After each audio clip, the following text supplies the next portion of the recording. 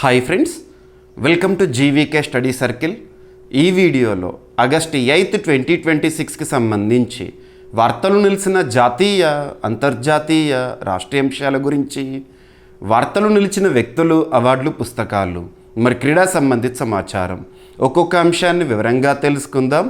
అంతకంటే ముందుగా నిన్నటి డైలీ కరెంట్ అఫైర్స్ వీడియోలో అడిగిన ప్రశ్నకి వివరణతో కూడిన సమాధానాన్ని చూద్దాము. సో క్వశ్చన్ వచ్చేసి, ఇటీవల వార్తల్లో నిలిచిన ఒక వ్యాక్సిన్ పైన అడగడం జరిగింది. ఆల్రెడీ మన డైలీ కరెంట్ అఫైర్స్ వీడియోలో డిస్కస్ చేసిన టాపిక్నే ప్రశ్నగా ఇచ్చాను. ప్రశ్నని మరొకసారి చూడండి. పందుల్లో ఆఫ్రికన్ స్వైన్ ఫీవర్ నివారణ కోసము దేశీయంగా అభివృద్ధి చేసిన తొలి వ్యాక్సిన్ పేరేంటి? మరి ఈ వ్యాక్సిన్ లేదా ఈ టీకాను అభివృద్ధి చేసిన సంస్థ లేదా సంస్థలేవి? ఇటీవల కాలంలో మనము సైన్స్ అండ్ టెక్నాలజీలో భాగంగా వార్తలు నిలిచిన వ్యాధుల గురించి, ఆ వ్యాధులకు అడ్డుకట్ట వేయడంలో జరుగుతున్న పరిశోధనల గురించి రెగ్యులర్గా డిస్కస్ చేస్తున్నాము.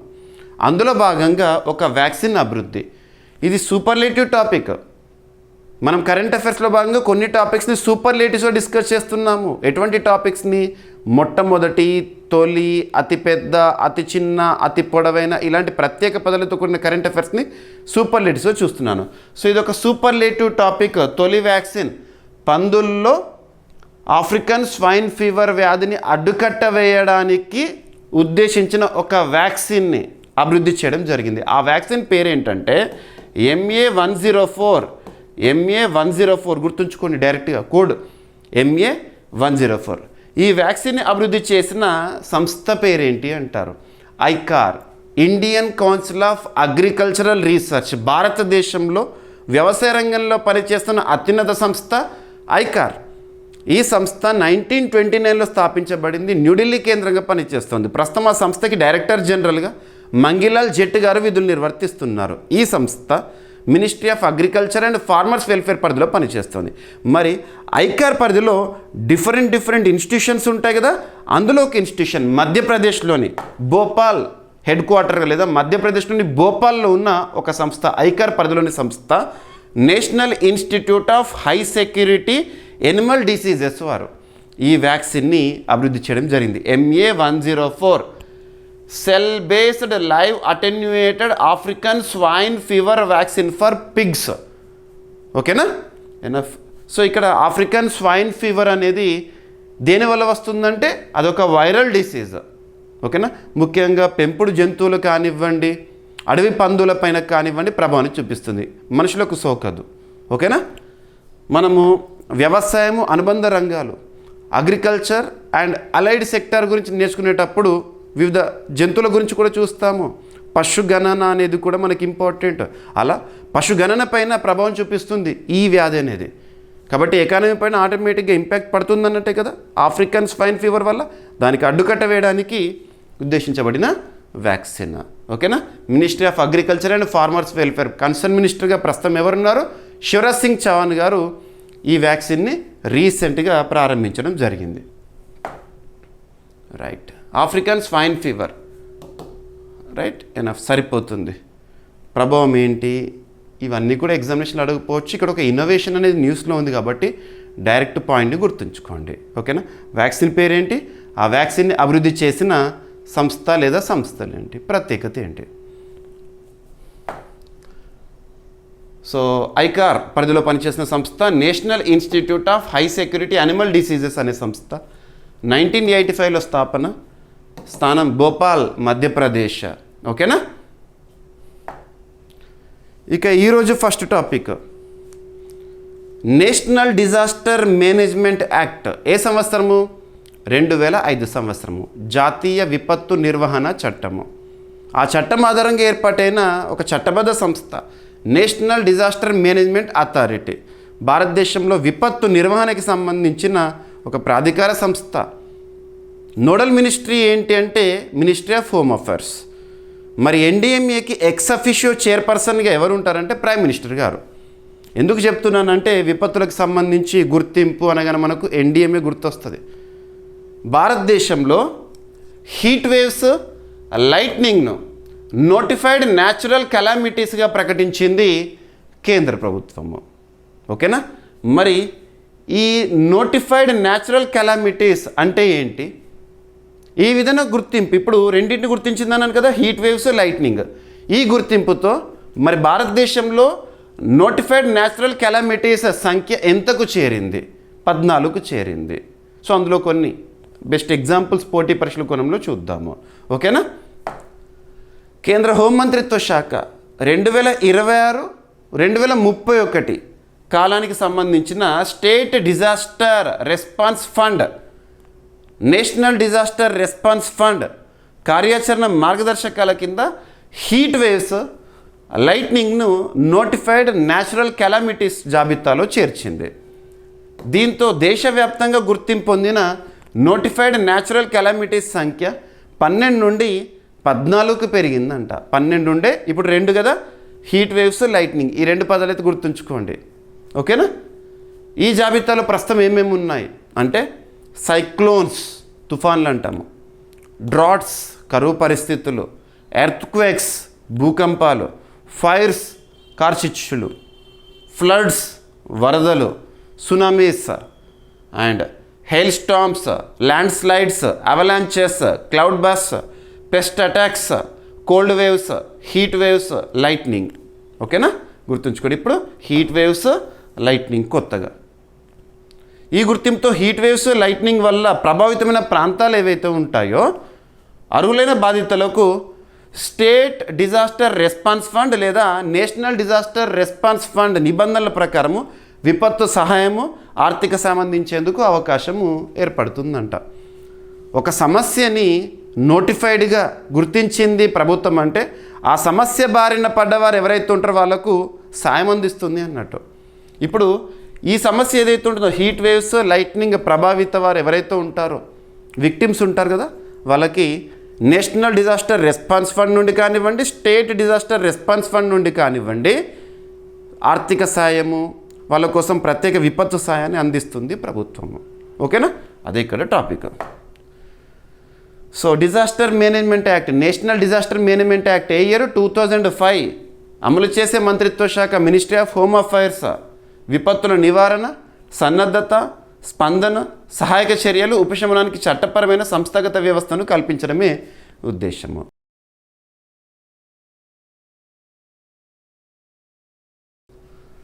ఇక వార్తలు నిలిచిన కొన్ని పుణ్యక్షేత్రాలు కానివ్వండి, హిస్టారికల్ మాన్యుమెంట్స్ కానివ్వండి, ఇంపార్టెన్స్ ఉన్న సైట్స్ కానివ్వండి, ఎందుకు వార్తల్లోకి వచ్చినాయి, దాని ప్రత్యేకత ఏంటి చూడాలి. ముఖ్యంగా ప్రముఖుల పర్యటన సందర్భంగా, భారత రాష్ట్రపతి గారి పర్యటన సందర్భంగా కానివ్వండి, భారత ప్రధాని గారి పర్యటన సందర్భంగా కానివ్వండి, లేదా ఎవరైనా విదేశీ అతిథులు ఏదైనా ఒక దేశానికి సంబంధించిన దేశాధినేత మన భారతదేశ పర్యటనకు వచ్చినప్పుడు ఆ పర్యటనలో భాగంగా మన భారతదేశంలో ఏదైనా హిస్టారికల్ ఇంపార్టెన్స్ ఉన్న సైట్ని సందర్శించిన, ఒక టెంపుల్ని సందర్శించిన, ఇటువంటి వాటి గురించి మనం ప్రత్యేకంగా చూడాలి. ఇక్కడ అబ్జర్వ్ చేస్తే ఒడిశాలోని ధవళేశ్వర్ ఆలయాన్ని రీసెంట్గా మన రాష్ట్రపతి ద్రౌపది ముర్ము గారు సందర్శించడం జరిగింది. ఒడిశా రాష్ట్ర పర్యటన జరిగింది రీసెంట్గా. రాష్ట్రపతి ద్రౌపది ముర్ము గారి పర్యటన దాదాపు 3 రోజుల పర్యటన. అందులో భాగంగా ఒక హిస్టారికల్ ఇంపార్టెన్స్ ఉన్న టెంపుల్ని తను సందర్శించారు. ఎగ్జామినేషన్లో డైరెక్ట్ పెట్టి అడుగుతారు, ఇటీవల వార్తల్లోకి వచ్చిన ధవళేశ్వర్ టెంపుల్ ఎక్కడ ఉంది, ఎందుకు వార్తల్లోకి వచ్చింది?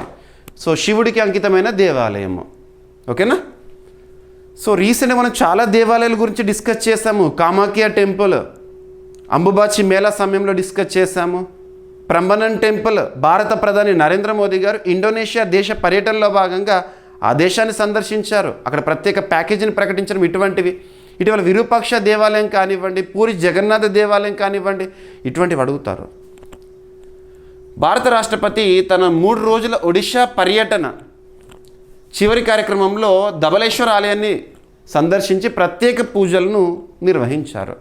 ధవళేశ్వర ఆలయం శివుడికి అంకితం చేసిన పురాతన హిందూ దేవాలయము. ఇది ఒడిశాలోని కటక్ సమీపంలో మహానది మధ్యలోని ద్వీపంలో ఉంది. ఓకేనా? ఒడిశాలో చాలా ఫేమస్ టెంపుల్స్ ఉంటాయి. Konark sun temple, black pagoda అంటాము. Puri Jagannath temple, white pagoda అంటాము. అలా ఒడిశాలోని అత్యంత పురాతన ఆలయాల్లో ఒకటైన దీని చరిత్ర 10 నుంచి 11వ శతాబ్దాలు నాటిదంట. ఈ ఆలయ నిర్మాణం సోమవంశీ రాజవంశానికి చెందిన యయాతి కేశర్రాజు పాలనతో సంబంధాన్ని కలిగి ఉంది. ప్రస్తుతం ఉన్న ఆలయాన్ని కుర్దారాజు బీర్ కిషోర్ సుమారు క్రీశకం 1232లో నిర్మించినట్లు భావిస్తున్నారు. ఓకేనా. సో ధవళేశ్వర్ టెంపుల్ శివుడికి అంకితమైన దేవాలయము కటక్ సమీపంలోని మహానది ద్వీపం ఒడిశాలో ఉంది. ఓకేనా. ఇక ప్రధాన పండుగ అక్కడ బడా ఓషా అనే ఒక పండుగ జరుగుతుంది ఈ ధవళేశ్వర్ టెంపుల్లో. సోమవంశీ రాజవంశ కాలం నాటి దేవాలయము. ఇక నెక్స్ట్ ఇన్నోవేషన్స్. ఇటీవల కాలంలో కొన్ని ఇన్నోవేషన్స్ ఏవైతే వార్తల్లో ఉన్నాయో అంటే పరిశోధనలు లేదా నవకల్పనలు, ఏదైనా కొత్త డివైస్ని అభివృద్ధి చేయడం కానీ ఇటువంటివి. సో ఇక్కడ ఏ అభివృద్ధి జరిగింది, ఏ పరిశోధన సంబంధించి ఏ శాస్త్రవేత్తలు వార్తల్లో ఉన్నారు ఎనఫ్.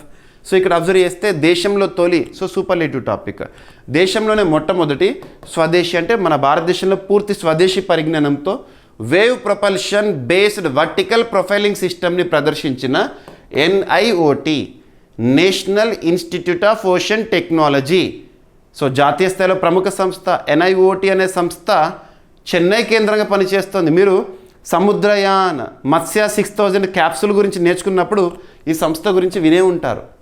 NIOT వారు అభివృద్ధి చేసిన మన భారతదేశంలోనే తొలి స్వదేశీ wave propulsion based vertical profiling system అంట, ఒక డివైజ్. దీని యొక్క ప్రత్యేకత ఏంటి అని అడుగుతారు. సో ఫస్ట్ NIOT గురించి చూడండి. National institute of ocean technology 1993లో స్థాపన, చెన్నై, తమిళనాడు. ఏ మంత్రిత్వ శాఖ పరిధిలో పనిచేస్తుంది ఈ సంస్థ? జాతీయ ప్రాముఖ్యత ఉన్న సంస్థ అంటే మినిస్ట్రీ ఆఫ్ ఎర్త్ సైన్సెస్. ప్రస్తుతం కన్సర్న్ మినిస్టర్గా ఎవరున్నారు? జితేంద్ర సింగ్ గారు ఉన్నారు. ఓకేనా. సో ఈ సంస్థ రీసెంట్గా అభివృద్ధి చేసిన వర్టికల్ ప్రొఫైలింగ్ సిస్టమ్ సంబంధిత అంశం కదా. సో దీని యొక్క ప్రత్యేకత ఏంటంటే సముద్రంలోని వివిధ లోతుల్లో సమాచారాన్ని సేకరిస్తాడ. సముద్రంలో డిఫరెంట్ డెప్స్ ఉంటాయి కదా, అక్కడ సమాచారాన్ని సేకరిస్తుంది. ఉష్ణోగ్రత, లవణీయత, సముద్ర ప్రవాహాలు, ఇతర సముద్ర శాస్త్ర పారామితుల అధ్యయనానికి ఉపయోగపడే ఒక ప్రత్యేకమైన సిస్టమ్ని రీసెంట్గా NIOT వారు అభివృద్ధి చేశారు. ఓకేనా. ఇక నెక్స్ట్ టాపిక్ వచ్చేసి IITస్కి సంబంధించి అభ్యర్థులకు మరొకసారి చెప్తున్నాను.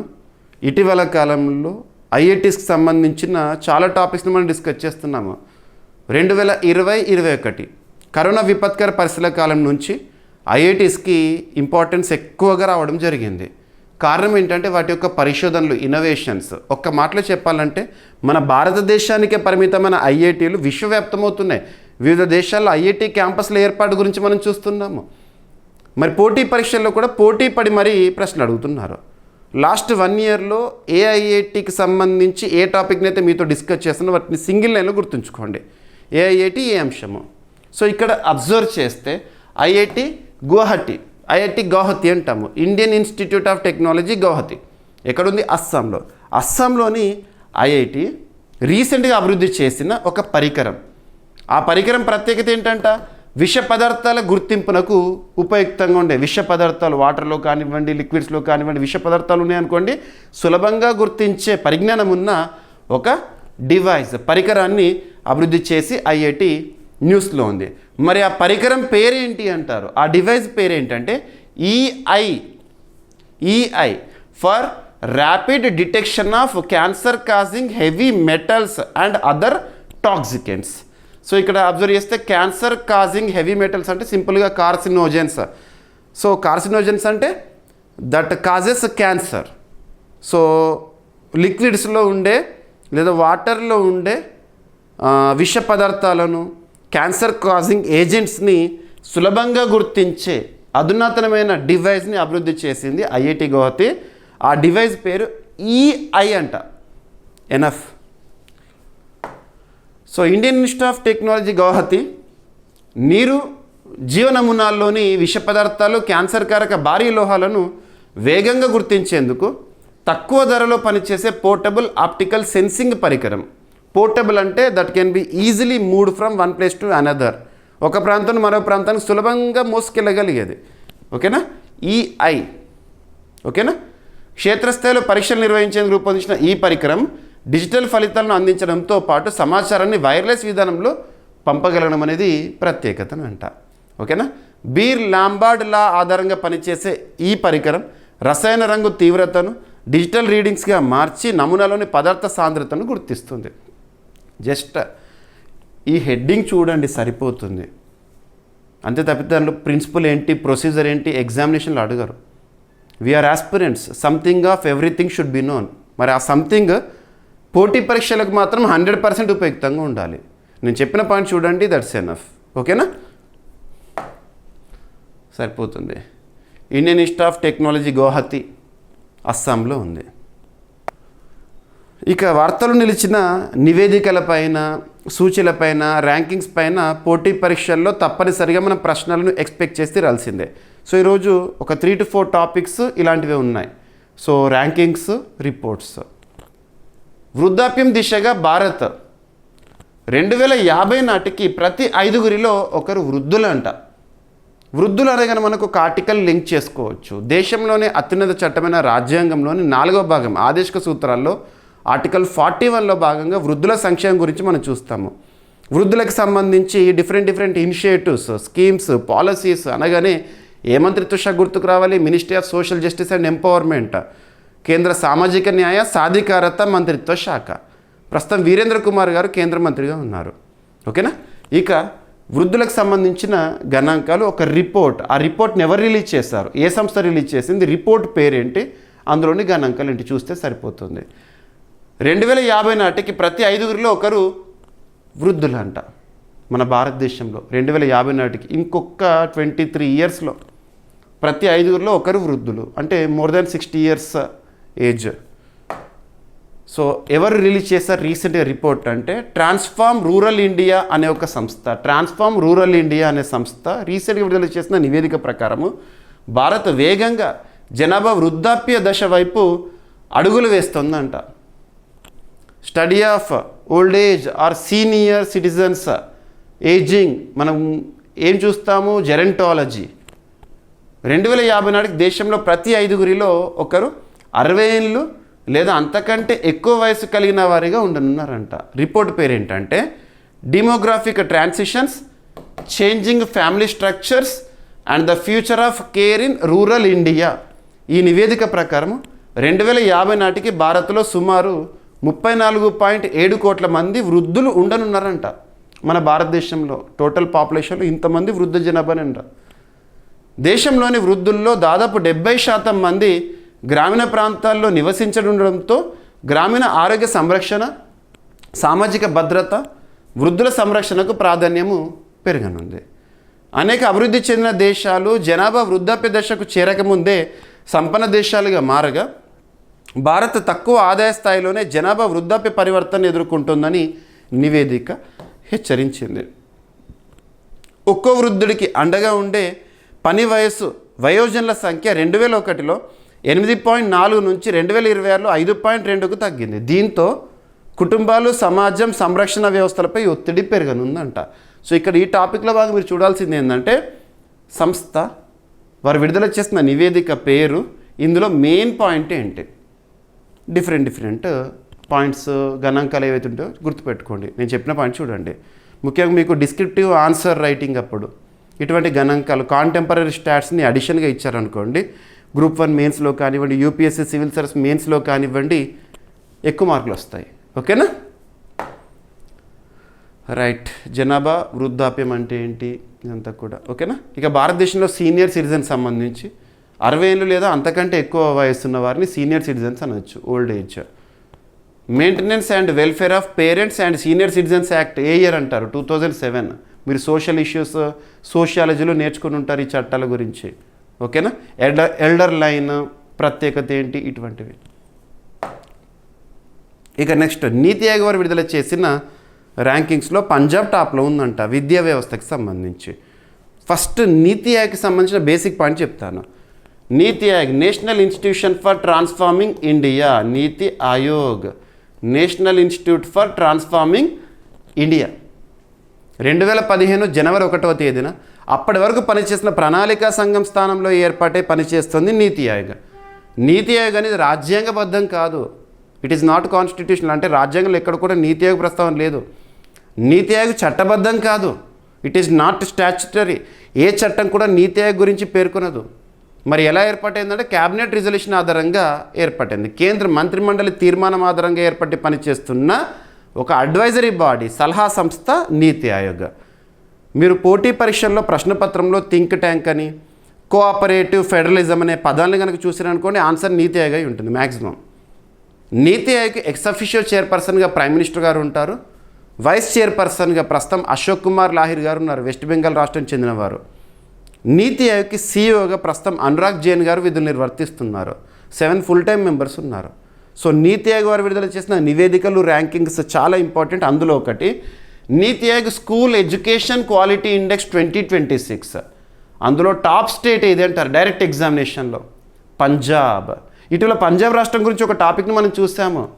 సో స్కూల్లోనే, అంటే స్కూల్ ఎడ్యుకేషన్లోనే ఆర్టిఫిషియల్ ఎడ్యుకేషన్ని పాఠ్యాంశంగా ప్రత్యేకంగా చేర్చడము, సర్బత్ ఏఐ ప్రత్యేకత, ఇవన్నీ చూసాం మనము.